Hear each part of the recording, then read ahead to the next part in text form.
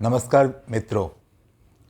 इस वीडियो में मैं की मैन इंश्योरेंस, जिसे हिंदी में प्रमुख व्यक्ति बीमा कहते हैं, इस विषय पर आपके साथ जानकारी साझा करूंगा।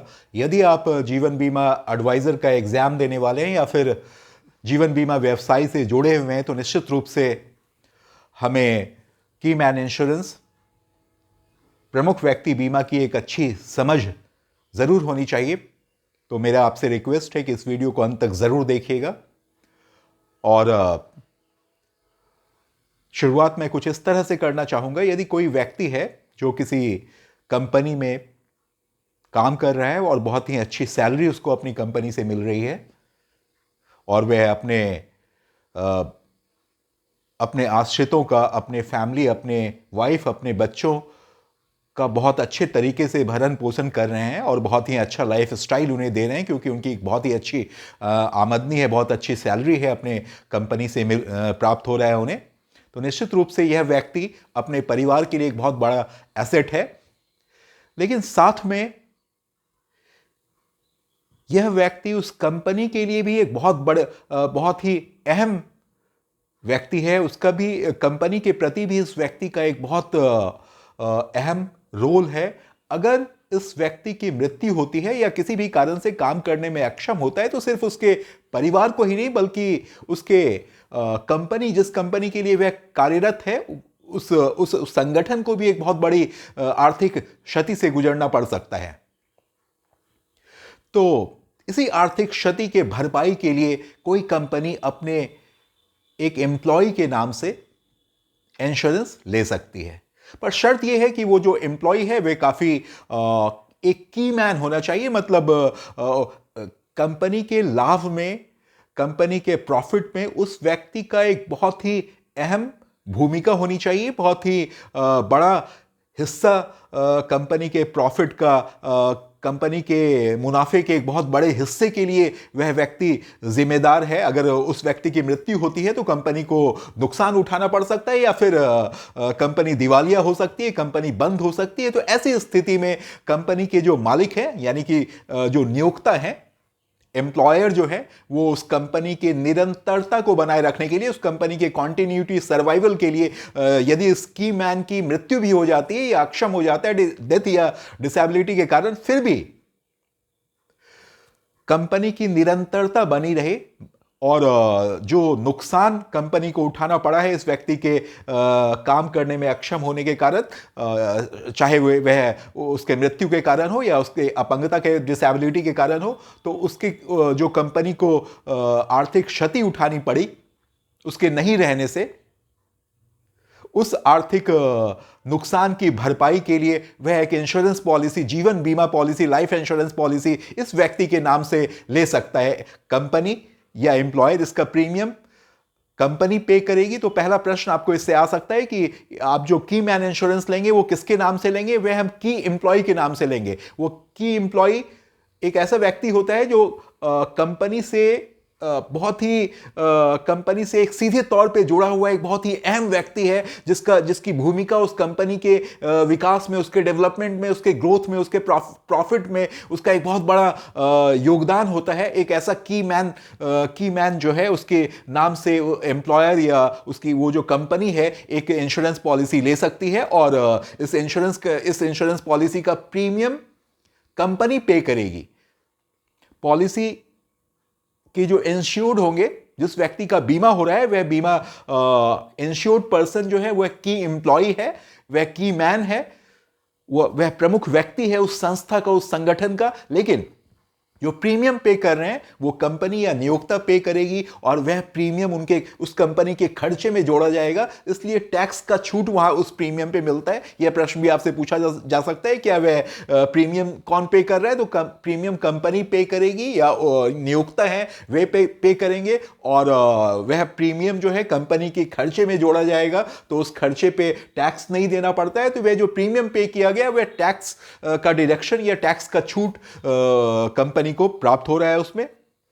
और अब दूसरा प्रश्न ये उठता है कि ये जो बीमा होगा की मैन के नाम से, की एम्प्लॉय के नाम से ये किस तरह का बीमा होगा। तो टर्म इंश्योरेंस आपको याद रखना है, अवधि बीमा, मियादी बीमा, यानी कि टर्म इंश्योरेंस, एक निश्चित टर्म का एक पॉलिसी जिसे हम टर्म इंश्योरेंस कहते हैं, जिसमें सिर्फ मृत्यु लाभ होता है, उत्तरजीविता लाभ नहीं होता है। उस व्यक्ति के जीवित रहने से किसी तरह का दावा का भुगतान नहीं किया जाएगा, लेकिन उस व्यक्ति की यदि मृत्यु होती है तो दावा का भुगतान कंपनी को, नियोक्ता को, यानी कंपनी को किया जाएगा।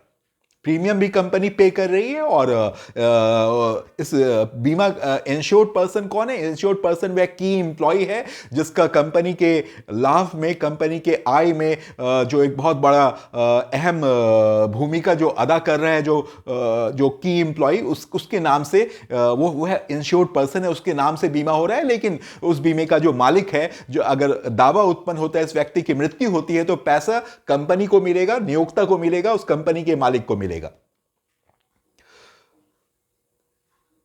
अब ये तो हम समझ लिए किस तरह का बीमा होगा। ये जो की मैन इंश्योरेंस है, ये एक टर्म इंश्योरेंस है। अब ये कितने बीमा धन क्या होगा, कितने का इंश्योरेंस एक कंपनी या एम्प्लॉयर जो है, नियोक्ता जो है, वो अपने किसी एम्प्लॉय के नाम से कितने तक का इंश्योरेंस ले सकते हैं, ये दूसरा प्रश्न है। तो आप एक एम्प्लॉयर यानी कि कंपनी उस की मैन के नाम से कितने तक का इंश्योरेंस लेगी, ये डिपेंड करता है कंपनी के प्रॉफिट के ऊपर। या दूसरे शब्द में आप कह सकते हैं कि कंपनी के प्रॉफिट में इस व्यक्ति का जो योगदान है। बीमा कंपनी जब एक की मैन इंश्योरेंस किसी एम्प्लॉय के नाम से एक इंश्योरेंस देगी, जिसके मालिक जो हैं, जिसके जो प्रस्तावक हैं, प्रस्तावक जिन्हें कि उस पॉलिसी का लाभ, अगर इसकी मृत्यु होती है तो जिनको उस पॉलिसी का रकम दिया जाएगा, बीमा धन जिसे पे किया जाएगा, वह कंपनी है। तो ये जो बीमा है, कितने तक का इंश्योरेंस एक इंश्योरेंस कंपनी पे करती है, ये हमें समझना पड़ेगा कि ये किस चीज पर डिपेंड करता है। जब हम अपनी पॉलिसी, जैसा मैंने आपको बताया कि हम अगर उस व्यक्ति की आय बहुत अधिक है तो निश्चित रूप से वह अपने परिवार के लिए एक बहुत बड़ा एसेट है। यदि उसकी मृत्यु होती है तो उसके परिवार को एक आर्थिक क्षति से गुजरना पड़ता है, तो अपने खुद के जीवन पर भी वह एक बीमा लेता है। अपने आश्रितों के लिए उसके मृत्यु होने पर उनके आश्रितों को पैसा मिलता है। लेकिन यह जो की मैन इंश्योरेंस है, इसमें उसकी कंपनी उसके नाम से इंश्योरेंस ले रही है और उसके मृत्यु होने पर कंपनी को पैसा मिलेगा। इसका जो दावा है, मृत्यु लाभ है, वह कंपनी को जाएगा और प्रीमियम भी कंपनी दे रही है। ये बात आप अच्छी तरह से समझ गए। लेकिन हमें समझना अब ये है कि कितने तक, किस तरह का बीमा होगा। तो एक ये टर्म इंश्योरेंस होगा, जिसे अवधि बीमा या मियादी बीमा भी कहते हैं। टर्म इंश्योरेंस में सिर्फ मृत्यु लाभ होता है, और ये जो की मैन इंश्योरेंस है, इसमें सिर्फ मृत्यु होने से नुकसान हो सकता है। ये जो नियोक्ता है या कंपनी है, उसे जो नुकसान उठाना पड़ेगा वह की मैन के डेथ होने पर उठाना पड़ता है। इसलिए ये आमतौर पर ये अवधि बीमा होता है। अब हम जिस विषय पर अब चर्चा करने वाले हैं वह यह है कि कितने बीमा धन की पॉलिसी वह ले सकता है। जैसा मैंने आपको बताया, जब हम अपने जीवन पर बीमा लेते हैं अपने आश्रितों के लिए, तो हम अपने आय के आधार पर लेते हैं। जितना हमारा आय है, हमारे नहीं रहने से हमारे आश्रितों को जो नुकसान उठाना पड़ सकता है, उसके आधार पर लेते हैं। तो अभी हमारा उम्र क्या है, हम और कितने दिनों तक अर्न कर सकते हैं, उसके आधार पर हमारा मानव जीवन मूल्य एक निकाला जाता है। उस मानव जीवन मूल्य के आधार पर एक पॉलिसी मिलती है, के आधार पर बीमा धन तय किया जाता है जब हम खुद के जीवन पर बीमा लेते हैं। लेकिन यहां पर हम की मैन इंश्योरेंस की बात कर रहे हैं, तो की मैन इंश्योरेंस में जो बीमा धन तय किया जाता है वह हमारे अपनी आय से उसका कोई ताल्लुक नहीं होता है। वह कंपनी के लाभप्रदता, कंपनी के प्रॉफिटेबिलिटी या कंपनी के लाभप्रदता पर डिपेंड करता है। मतलब कंपनी को क्या लाभ हो रहा है, इसके आधार पर वह बीमा धन तय किया जाएगा। उसे हमारे अपने आय के बजाय कंपनी की जो लाभप्रदता है उसके आधार पे इसका डिसीजन किया जाता है। बीमा कंपनी यह तय करती है कि कितने तक की पॉलिसी उस की मैन के नाम से एक नियोक्ता या एक कंपनी या कोई कारोबार है, कोई व्यवसाय है, वह उस की मैन के नाम से कितने तक की का बीमा ले सकता है। ये बीमा धन का तय जो है इस आधार पे किया जाता है कि उस बिजनेस का या उस कंपनी का या फिर वो जो कारोबार है उसमें क्या प्रॉफिट हो रहा है, और उस प्रॉफिट में इस व्यक्ति का क्या कंट्रीब्यूशन है। इन चीज़ों को ध्यान में रखते हुए तो ये चीज़ वो कंपनी तय कैसे करती है, तो कंपनी इंश्योरेंस कंपनी जो है बीमा करता इन चीज़ों को हो सकता है वह कंपनी के बैलेंस शीट के जो वित्तीय लेन देन हैं, फाइनेंशियल ट्रांजैक्शंस हैं, उनको देख सकती है, या फिर ये जो आप कंपनी या जो नियोक्ता हैं ये जो रिटर्न फाइल करते हैं इनकम टैक्स ऑफिस में, जो अपने अपने कंपनी का प्रॉफिट दिखाते हैं इनकम टैक्स रिटर्न में, उसके आधार पर बीमा धन तय की। इन चीज़ों को स्टडी करने के बाद बीमा धन तय किया जाता है, और जो कंपनी प्रॉफिट में है आमतौर पर वही कंपनी अपने एम्प्लॉय के नाम से एक की मैन इंश्योरेंस ले सकती है। तो हमने देखा कि हमें ये जो की मैन इंश्योरेंस है किसके नाम से होता है, की एम्प्लॉय के नाम से होता है। इंश्योर्ड पर्सन वह है, बीमित व्यक्ति वह है, उसका इंश्योरेंस हो रहा है, लेकिन उस इंश्योरेंस के मालिक कौन है, उस इंश्योरेंस पॉलिसी होल्डर या प्रस्तावक आप कह सकते हैं, प्रस्तावक कौन है, तो प्रस्तावक वो वह कंपनी है या नियोक्ता है। और फिर प्रीमियम कौन दे रहे हैं, तो प्रीमियम कंपनी दे रही है, उनके खर्चे में वो जोड़ा जा रहा है, कंपनी के खर्चे में वो जोड़ा जा रहा है वो प्रीमियम, और उसमें टैक्स डिडक्शन उन्हें मिलता है।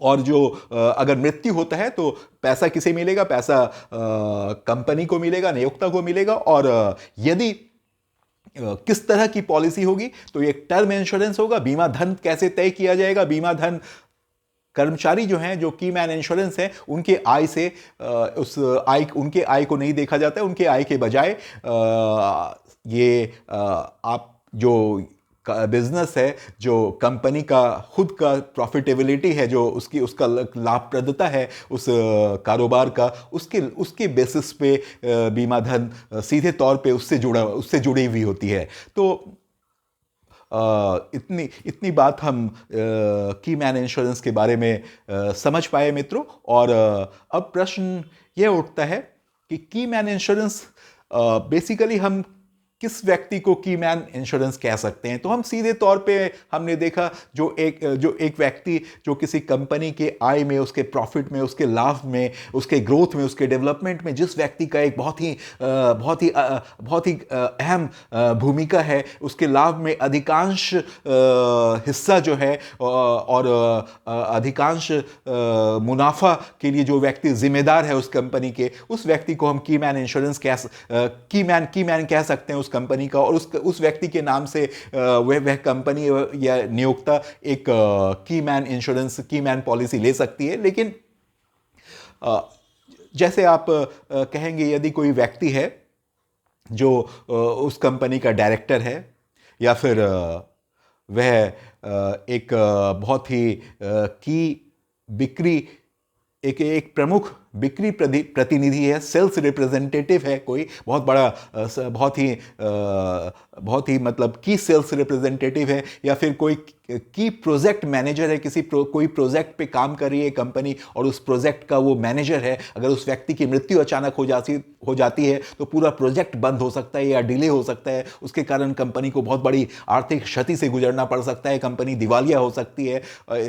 तो इस तरह के जो लोग हैं, या कोई एक ऐसा एम्प्लॉय है जिसके पास बहुत कुछ ऐसा अद्भुत विशिष्ट स्किल है, कुछ ऐसे नॉलेज हैं जिनका काम और जिनकी समग्र योगदान जो है कंपनी के लिए बहुत ही महत्वपूर्ण है और बहुत ही विशेष महत्व रखता है। तो ये ऐसे लोग जो हैं, जो कंपनी में काम कर रहे हैं, डायरेक्टर हो गए, की सेल्स रिप्रेजेंटेटिव हो गए, प्रोजेक्ट मैनेजर हो गए, या कोई पार्टनर है, बिजनेस पार्टनर हो गए, या फिर कोई स्किल्ड ऐसे पर्सन है जिनकी जो अपनी कंपनी के लिए एक बहुत बड़ी बौद्धिक संपदा है, बहुत बड़ा एक इंटेलेक्चुअल एसेट है अपनी कंपनी के लिए, जिनकी जानकारी, जिनका काम, जिनका समग्र योगदान कंपनी के लिए बेशकीमती हो। तो ऐसे लोग की मैन होते हैं मित्रों। और तो आपसे फिर पूछा जा सकता है, आप समझ गए की मैन कौन हो गए कंपनी के, फिर आपसे पूछा जा सकता है कि की मैन इंश्योरेंस जो है वो क्या चीज की क्या रिस्क मत करती है। तो आपको ये ध्यान रखना होता है कि वह जो की मैन व्यक्ति है, वह जो आगे के पीरियड में उसकी अगर मृत्यु होती है तो कंपनी को एक बहुत बड़ी वित्तीय क्षति से गुजरना पड़ सकता है। मतलब ये हुआ कि वह व्यक्ति यदि 40 वर्ष का एक व्यक्ति है जो अपनी कंपनी के लिए बहुत ही महत्वपूर्ण है और बहुत ही प्रमुख व्यक्ति है, की मैन है, उसके नहीं रहने से कंपनी घाटे में जा सकती है, तो वह व्यक्ति अभी 20 वर्ष तक कंपनी के लिए उपयोगी है। तो उसकी उपयोगिता कंपनी के लिए 20 वर्ष तक के लिए है। तो ये जो अवधि बीमा आप लेंगे वो उसका टर्म कितनी अवधि की लेंगे आप, उसका टर्म क्या होगा, कितने अवधि तक के लिए आप ले सकते हैं ये की मैन इंश्योरेंस, ये डिपेंड करता है कि उस व्यक्ति की उपयोगिता जितने वर्ष तक के लिए उस कंपनी के प्रति है उतने ही वर्ष, उससे अधिक वर्षों के लिए आप की मैन इंश्योरेंस नहीं ले सकते। तो आप ये भी समझ गए कि ये जो टर्म इंश्योरेंस की मैन के नाम से लेंगे तो कितने बीमा धन का लेंगे और उसका टर्म क्या होगा, उसका टर्म जितने दिन तक वह व्यक्ति उस कंपनी के लिए उपयोगी रह सकता है उस आधार पे टर्म तय किया जाता है। जैसे यदि कोई प्रोजेक्ट है, 10 वर्ष का प्रोजेक्ट है मान लीजिए, और प्रोजेक्ट मैनेजर का आप की मैन इंश्योरेंस कर रहे हैं, तो 10 वर्ष का प्रोजेक्ट है तो वो 10 वर्ष के लिए उस व्यक्ति की उपयोगिता, उस व्यक्ति की का महत्व कंपनी के लिए बहुत ही अहम है, बहुत ही प्रॉफिट में उसका बहुत बड़ा योगदान है और उस व्यक्ति की मृत्यु होने से बहुत बड़ी क्षति, बहुत बड़ा एक वित्तीय नुकसान कंपनी को उठाना पड़ेगा। तो ये इस आधार पे आप टर्म उस पॉलिसी की तय करते हैं और ये जो की मैन इंश्योरेंस है, इस विस्तारित अवधि से जुड़े हुए नुकसान की भरपाई करता है। ये जो आपने देखा, जो बीमा धन उसके मृत्यु के बाद जो कंपनी को मिलता है, वह उसका जो वो क्या रोल है, वह मुआवजा है एक तरीके से। किस चीज़ का मुआवजा है? तो इस विस्तारित अवधि में ये जो 20 वर्ष का समय, ये 40 वर्ष का व्यक्ति था और 20 वर्ष तक वह उस कंपनी के लिए काम करता, तो इस 20 वर्ष तक जो इस विस्तारित अवधि में से जुड़े हुए नुकसान जो कंपनी को उठाने पड़ सकते हैं इसके मृत्यु के कारण या इस व्यक्ति के काम करने में असक्षम होने के कारण जो कंपनी को नुकसान उठाने पड़ सकते हैं, उसकी भरपाई के लिए एक मुआवजे के तौर पे ये रकम दी जाती है। और हमें ये भी ध्यान रखना है मित्रों, ये की मैन इंश्योरेंस जो है ये एक कोई जो वास्तविक नुकसान कंपनी को होता है उसकी क्षतिपूर्ति नहीं करता, बल्कि एक बीमा पॉलिसी में जो तय रकम है, बीमा पॉलिसी लेते समय जो एक डिफाइंड अमाउंट जो तय किया गया इंश्योरर के द्वारा, बीमाकर्ता के द्वारा जो तय किया गया अमाउंट है, वो उसके कंपनी के प्रॉफिट को देख करके उसने अमाउंट तय किया और उस व्यक्ति के कंपनी के प्रॉफिट में उनका जो योगदान है उसके आधार पे जो ये एक बीमा धन तय किया गया, वह बीमा धन कंपनी को दिया जाता है, नियोक्ता को दिया जाता है। और ये वास्तविक जो नुकसान हुआ उसकी क्षतिपूर्ति नहीं करता है, क्योंकि ये जो की मैन इंश्योरेंस है ये जीवन बीमा पॉलिसी है और जीवन बीमा पॉलिसी में सिर्फ बीमा लेते समय ही बीमा योग्य हित जो है वो बीमा लेते समय देखा जाता है कि बीमा लेते समय कितना बीमा योग्य हित है, कितने रकम तक की इंश्योरेंस पॉलिसी उस व्यक्ति के नाम से एक कंपनी ले सकती है। और जब दावा उत्पन्न होता है तो जीवन बीमा की पॉलिसी में दावा उत्पन्न होते समय बीमा योग्य हित नहीं देखा जाता है। जो रकम तय किया गया था, एक डिफाइंड अमाउंट जो पॉलिसी में आपके बीमा पॉलिसी में जो वर्णित एक निश्चित बीमा धन है, बीमा राशि है, वही राशि कंपनी को दी जाएगी। उसके वास्तविक नुकसान की क्षतिपूर्ति नहीं की जाएगी, क्योंकि ये जीवन बीमा पॉलिसी है और जीवन बीमा पॉलिसी में बीमा योग्य हित मतलब कितनी क्षति पहुंच रही है, ये इसका निर्णय जो है वो बीमा लेते समय ही किया जाता है। और जब आपका दावा उत्पन्न हुआ उस समय बीमा योग्य हित नहीं देखा जाता है। वही तय रकम जो प्रस्तावक है, जो कंपनी है, वह तय रकम दिया जाएगा। इसमें वास्तविक नुकसान की क्षतिपूर्ति नहीं होती है मित्रों। वास्तविक नुकसान की क्षतिपूर्ति गैर जीवन बीमा में होती है, क्योंकि गैर जीवन बीमा में पॉलिसी लेते समय भी और यदि दावा उत्पन्न होता है, दोनों ही समय बीमा योग्य हित देखा जाता है। पॉलिसी लेते समय देखा जाता है कितने का बीमा योग्य हित है, अधिक से अधिक कितना नुकसान हो सकता है, उतने रकम तक का एक इंश्योरेंस उन्हें दिया जाता है, और जब दावा उत्पन्न होता है उस समय देखा जाता है बीमा योग्य हित, उस समय भी बीमा योग्य हित देखा जाता है कितना नुकसान हुआ उसके कारण। तो गैर जीवन बीमा में बीमा योग्य हित पॉलिसी लेते समय भी देखा जाता है, और पॉलिसी का जब दावा उत्पन्न होता है उस समय भी बीमा योग्य हित देखा जाता है। लेकिन ये एक जीवन बीमा पॉलिसी है, तो इसमें हमें ध्यान रखना है कि की मैन इंश्योरेंस जीवन बीमा पॉलिसी होने के कारण इसमें जो रकम, एक जो पॉलिसी में वर्णित एक निश्चित धनराशि है, बीमा की जो रकम है, वही रकम जो तय किया गया इंश्योरेंस कंपनी के द्वारा, वही रकम नियोक्ता को दिया जाता है, उस कंपनी को दिया जाता है। और वास्तविक नुकसान से, उस समय जिस समय उस व्यक्ति का मृत्यु हुआ, उस समय जो वास्तविक नुकसान उस कंपनी को हुआ, उससे कोई मतलब नहीं है। तो मित्रों, ये जो की मैन इंश्योरेंस है, इसमें आपने देखा कि वो जो विस्तारित अवधि है, जिस अवधि से जुड़े हुए जो उस विस्तारित, उस एक्सटेंडेड पीरियड या उस बढ़ती हुई अवधि से जुड़े हुए जो नुकसान हैं, उस नुकसान की भरपाई मुआवजे के तौर पर इस पॉलिसी के द्वारा, की मैन इंश्योरेंस के द्वारा की जाती है। क्योंकि अगर किसी ऐसे एक बहुत ही, जो कि प्रमुख आय उत्पादक व्यक्ति है अपनी कंपनी के लिए, उसकी अचानक मृत्यु हो जाती है, तो उस कंपनी को हो सकता है कि उसकी जगह किसी को अचानक हायर करना पड़े, और बहुत अधिक सैलरी पर किसी को, क्योंकि अगर उसकी जगह दूसरे को हायर नहीं किया गया तो हो सकता है उसकी कंपनी, उसकी प्रोजेक्ट बंद हो जाए। तो हो सकता है बहुत अधिक खर्चे पे किसी को तत्काल अस्थायी रूप से हायर करना पड़े, फिर धीरे धीरे वो नए एम्प्लॉय के लिए को रिक्रूट करेंगे, उसमें खर्चा आएगा उनको, और फिर उसे प्रशिक्षित करेंगे, उसमें ढेर सारा इस रिक्रूटमेंट और ट्रेनिंग के प्रोसेस में उन्हें बहुत सारा खर्चा उठाना पड़ सकता है। और तत्काल जो अस्थायी रूप से किसी को नियुक्त करते हैं उस जगह पे, उसमें बहुत खर्चा उठाना पड़ता है। और वह व्यक्ति जिसकी मृत्यु हुई है, वह कंपनी के लिए की मैन था, वह एक बहुत ही बड़ा एक एसेट था कंपनी के लिए, उसे रिप्लेस नहीं किया जा सकता था, प्रतिस्थापित उस व्यक्ति को नहीं किया जा सकता था। उसके द्वारा जो क्षति कंपनी को पहुंची, वह कोई दूसरा व्यक्ति उस कमी को पूरा नहीं कर सकता है। तो ये जो क्षति कंपनी को उठानी पड़े, उस विस्तारित अवधि से जुड़े हुए जो नुकसान, जिसमें वह व्यक्ति काम करने में अक्षम रहा, जिसमें मृत्यु हो जाने के कारण वह काम नहीं कर पाया, तो उस अवधि में जो कंपनी को आर्थिक वित्तीय नुकसान उठाना पड़ा, उसकी भरपाई की मैन इंश्योरेंस के द्वारा किया जाता है। यह व्यवसाय के मुनाफे को एक प्रोटेक्शन देता है। मित्रों, व्यवसाय में जो मुनाफा है, यदि इस व्यक्ति किसी भी नियोक्ता को, किसी भी कंपनी को ये डर रहता है कि जो एक उसका की मैन है, जिसके पास एक ऐसा स्किल है, जिसकी मृत्यु हो जाने से, या कोई प्रोजेक्ट मैनेजर है, या कोई की सेल्स रिप्रेजेंटेटिव है, डायरेक्टर है, पार्टनर है, उसकी मृत्यु अचानक हो गई, तो कंपनी को एक बहुत बड़ी आर्थिक क्षति हो सकती है। तो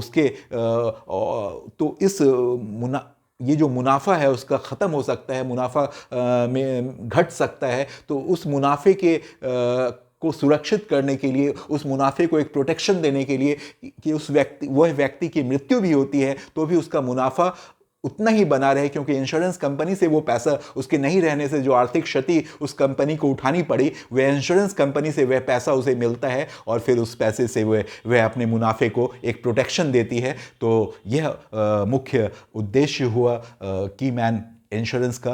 मित्रों, तो यह की मैन इंश्योरेंस एक एम्प्लॉयर एम्प्लॉई स्कीम भी कह सकते हैं इसे। एम्प्लॉयर, क्योंकि हम जानते हैं एम्प्लॉयर और एम्प्लॉई के बीच में भी एक बीमा योग्य हित होता है।